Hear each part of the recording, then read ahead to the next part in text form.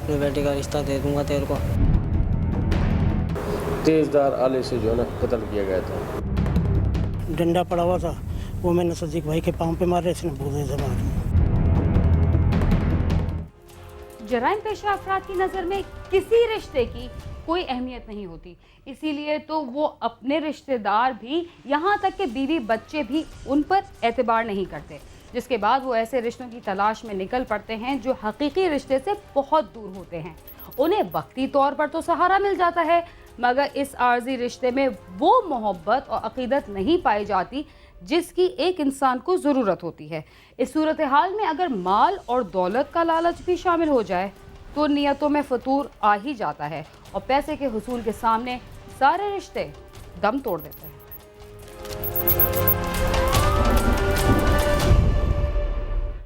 कहते हैं उधार देने वाला हमेशा नुकसान उठाता है, और ये बात सच साबित हुई कराची के इलाके सुरजानी टाउन में, जहां 15,000 रुपए कर्जा वापस ना लौटाने पर एक मेहनतकश को उसके मुंह बोले बेटे समेत कत्ल कर दिया गया। हैरत की बात यह है कि कातिल भी मकबूल का मुंह बोला बेटा ही था। उसके साथ और कौन कौन इस वारदात में मुलव्विस था, आइए देखते हैं।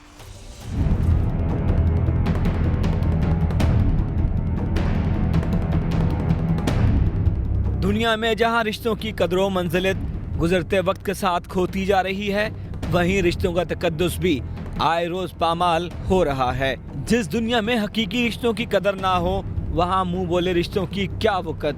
चंद पैसों के लिए दोस्त ने अपने दोस्त जैसे भाई को उसके मुंह बोले बेटे समेत कत्ल कर दिया। ना सिर्फ ये शख्स खुद कातिल बना, बल्कि अपने साथ उसने एक नौजवान को भी कातिल बना दिया। सुरजानी टाउन के इलाके खुदा की बस्ती में गुज़िश्ता माह मकान से 2 लाशें मिली थी, जिनकी निशानदही इलाका मकीनों ने उस वक्त की जब घर से ताफुन उठा। मरने वाले दोनों अफराद की शनाख्त 60 बरस के सदीक और 30 साल के फहद के नाम से हुई। मकतूलीन को सर और जिस्म के मुख्तलिफ हिस्सों पर तेज धार आले के वार करके कत्ल किया गया था। जब ताला तोड़ा, बदबू तो हम पहुँचे तो वो आ रही थी, तो जब ताला तोड़ा तो देखा कि अंदर सैन में एक चारपाई लगी हुई है, बाहर उस पर एक डेड बॉडी पड़ी हुई है, और फिर अंदर जाके 2 कमरे थे, तो एक कमरे का दरवाज़ा इसमें चादर लगी हुई थी, वो जब खोला तो उसमें भी एक डेड बॉडी फर्श पे पड़ी हुई थी। तो उनको मतलब तेज़धार आले से जो है ना कत्ल किया गया था। वहाँ से कार्रवाई करके हम वापस फिर उनके विरसा भी आ गए थे, उनमें से फिर उनके नाम भी क्लियर हो गए। उन्होंने आके उनके विरसा ने नाम भी क्लियर किए। एक का नाम था उसमें सिद्दीक, जो तकरीबन कोई 55-60 साल था, और दूसरे का नाम मालूम हुआ फहद के नाम से। सुरजानी टाउन थाने में दोहरे कत्ल का मुकदमा दर्ज किया गया, और मुकदमे के इंदराज के चंद घंटों बाद ही पुलिस कातिल तक पहुंच चुकी थी। इस बात का इंकशाफ कैसे हुआ कि शहाब ने ही बाप बेटे को कत्ल किया था, आइए देखते हैं।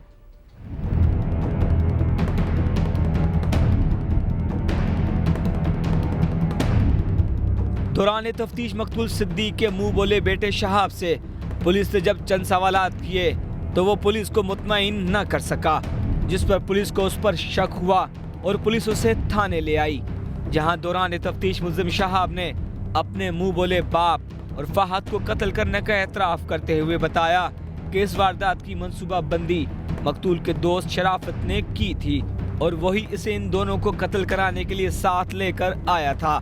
जिसके बाद पुलिस ने सुरजानी टाउन में छापा मारकर मरकजी मुल्जिम शराफत को भी गिरफ्तार कर लिया, जिसने इब्तिदाई तफ्तीश में ही सब कुछ उगल दिया। उसका जो बेटा था, मुंह बोला बेटा बना हुआ था, जिसका शोबान नाम था, शोबान उर्फ नवीद, शाब उर्फ नवीद, वो उसको जब हमने बुलाया कि हो सकता है वहाँ से हमें कोई क्लू मिल जाए, तो उसको जब बुलाया तो उसने हमें 10 बातें हमने पूछी, 10 बातों का उसने मुख्तलिफ जवाब दिया। तो फिर उसी को मैंने फिर इंट्रोगेट किया, और जब इंट्रोगेट किया तो फिर 1 घंटे के अंदर उसने बताया कि मैं ये बिल्कुल मेरे से ये गलती हुई है और ये काम मैंने किया है, मगर मेरे साथ खिलामदा भी साथ है।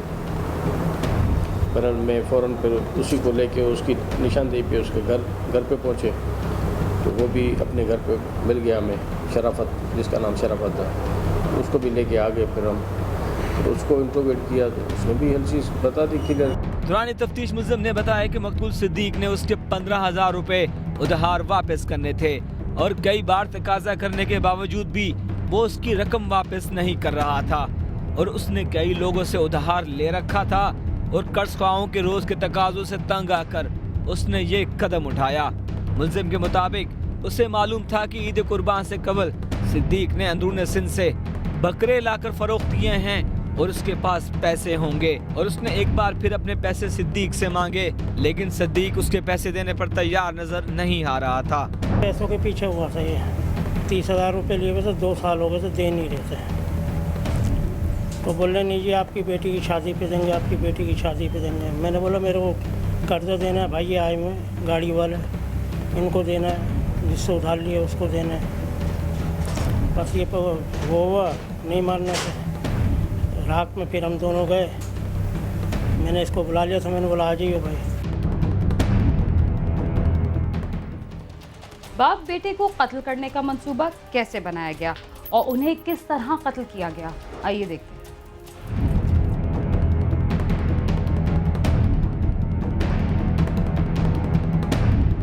ईद कुर्बान के तीसरे रोज शहाब के साथ मिलकर मुल्जिम ने सिद्दीक और उसके बेटे फहद को कत्ल कर दिया।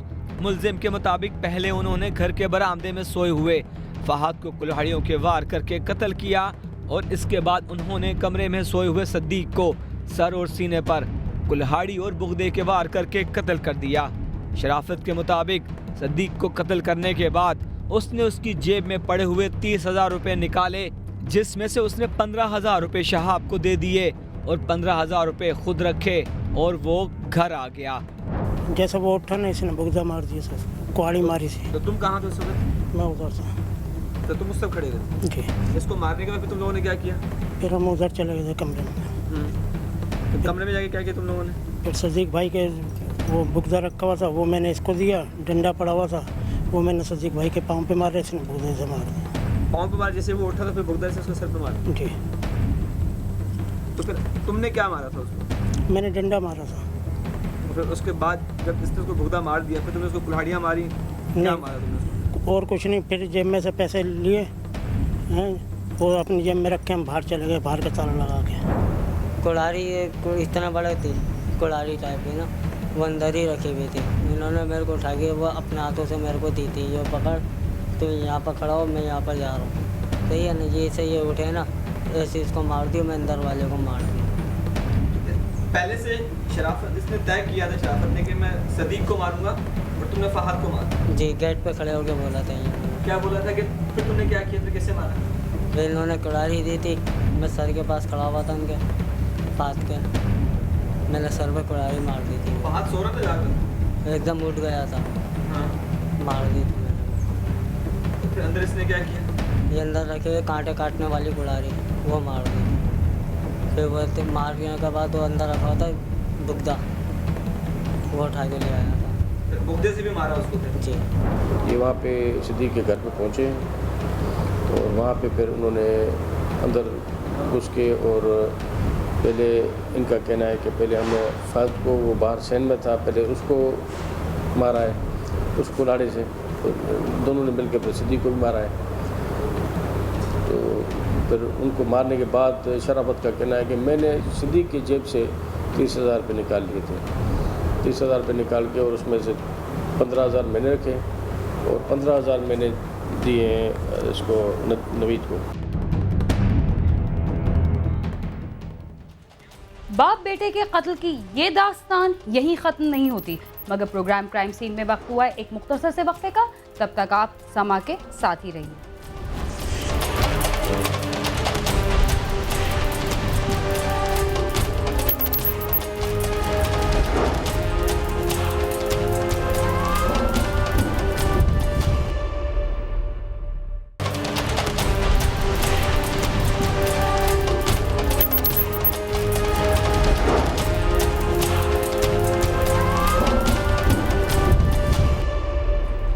क्राइम सीन में एक बार फिर खुशामदीद। वक्फे से पहले आप देख रहे थे कि कराची में बाप बेटे को कैसे कत्ल किया गया। देखते हैं कि मकतूल क्या काम करता था, उसकी बीवी बच्चे कहाँ रहते थे और शहाब से उसकी जान पहचान कैसे हुई।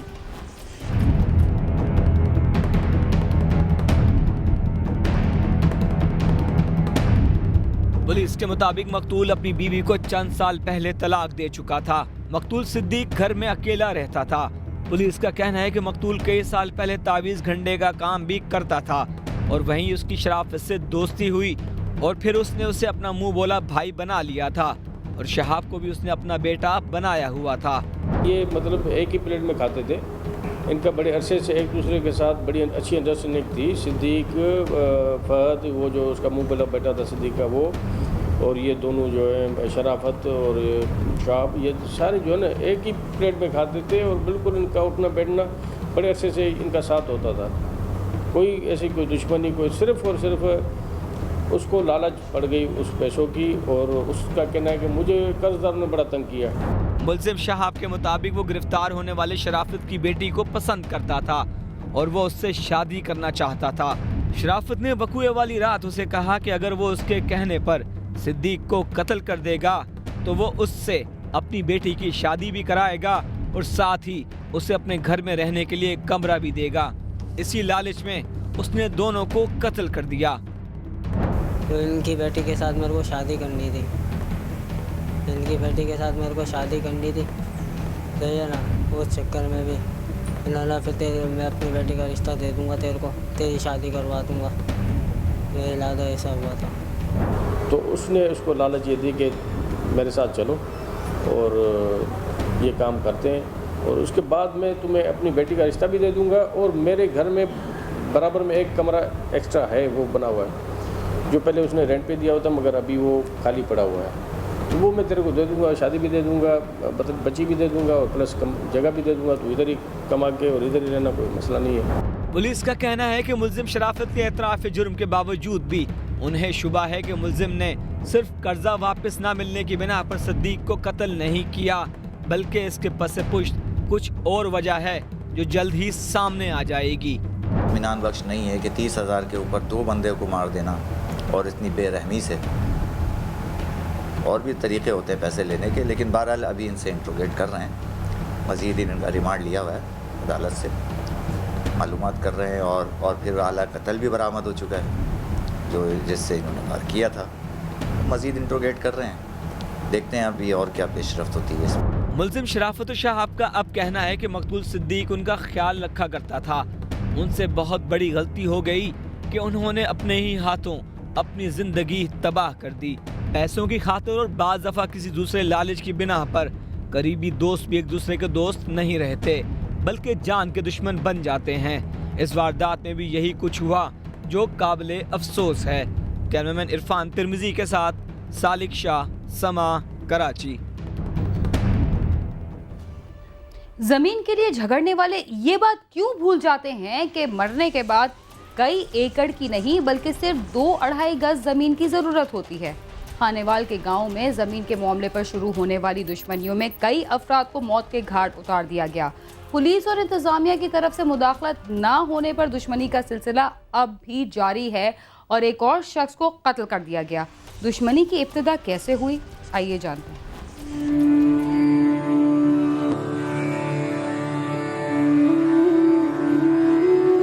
खानीवाल के कस्बा सलीम चौक के करीब गांव 47 टैनार का रहायशी सनाउल्लाह खेती बाड़ी करके अपने कुंबे का पेट पाल रहा था। उसके खानदान की गांव के रहायशी सलीम वगैरह से पुरानी दुश्मनी चली आ रही थी। चंद माह कबल सनाउल्लाह खेतों में फसल ट्रैक्टर ट्राली पर लोड करवा रहा था कि उसके मुखालफिन सलीम और नदीम अपने साथियों के हमरा वहां आ गए। उन्होंने सनाउल्लाह पर अंधाधुंध फायरिंग कर दी और उससे मौत के घाट उतार कर फरार हो गए।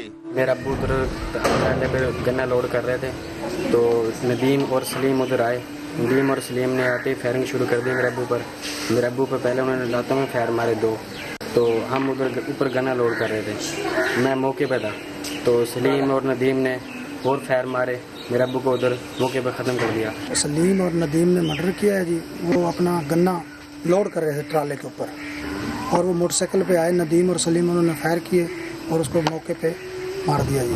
इत्तला मिलते ही पुलिस मौके पर पहुंच गई। पुलिस ने लाश पोस्टमार्टम के लिए भिजवाकर मुकदमा दर्ज करके तफ्तीश शुरू कर दी। पुलिस का कहना है कि 2 मुलजमान को गिरफ्तार कर लिया गया है। पोस्टमार्टम के बाद सनाउल्लाह को मकामी कब्रिस्तान में सुपुर्द खाक कर दिया गया। वर्षा का कहना है कि पुलिस मुलजमान को गिरफ्तार नहीं कर रही, वो इलाके में ही दंदनाते फिर रहे हैं और मुकदमा वापस लेने के लिए दबाव डाल रहे हैं। मैं उसका बड़ा भाई हूँ जी। मैंने हर जगह फरियाद की, एसपी के पास, डीएसपी के पास, थाने में, मैं आईजी तक गया हूँ जी, मगर किसी ने उनको पकड़ा नहीं है। और अगाए बगाए वो मुझे मारने की धमकियाँ देते हैं। पैरवाई केस की मैं करता हूँ जी, बड़ा हूँ मैं और मैं मुद्दई भी हूँ। और उन्होंने मुझे फ़ोन पे भी कहा है तुम्हें मार देंगे। कोई नहीं गिरफ्तार करे, कोई किसी ने पुलिस ने गिरफ्तार करे, कुछ भी नहीं, मारी सुनी नहीं कुछ भी।